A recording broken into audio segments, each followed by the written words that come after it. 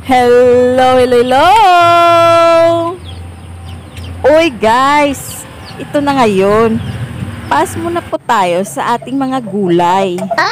Our ulam for today is pork humba. Uy guys, ewan ko humba ba talaga ito. Uy guys, basta humba inspired yung lulutuin natin for today. Uy guys, kasi nga wala kami pagbilhan ngayon dito sa amin ng banana blossom. Siguro hindi naman yan iiyak kapag walang ganyan di ba? Charis. Ito na ngayon guys, hiwain na natin ang ating sibuyas at saka bawang. I-prepare na natin at saka prituhin na natin ang ating mga baboy. Prituhin natin na mabuti ang baboy natin hanggang sa mamula-mula na siya guys. Tulad nito, ganitong itsura. Para masarap at maglasa siya. Kayo guys, magluto, piniprito nyo rin ba? Bago ilagay ang mga sangkap at saka mga pangpalasa nyo. Kasi ako, ganito yung ginagawa ko, piniprito ko muna. At pagkatapos, gisahin na natin sa ating mga bawang at saka sibuyas. Pagkatapos, ilagay na natin ang ating mga baboy na pinirito at saka lagyan natin ng kaunting asin at pangpalasa at saka tubig.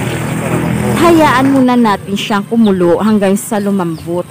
Sunod naman natin ilagay yung buto at daon ng laurel para pampabango at dagdag lasa na rin. Isunod naman natin ang toyo. Bastang humba, mayroong black beans talaga yan.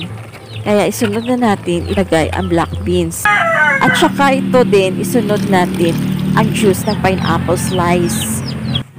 At ito din, huwag natin kalimutan na lagyan ng suka. Ito din, lagyan din natin ng asukal para pababalance ng lasa. At saka, halo-haloin natin para mag-combine lahat ng nilagay natin mga pangpalasa at mga sangkap. At isunod din natin ang pineapple slice.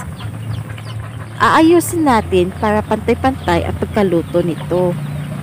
At saka, hayaan na lang natin kumulo hanggang sa maluto ito.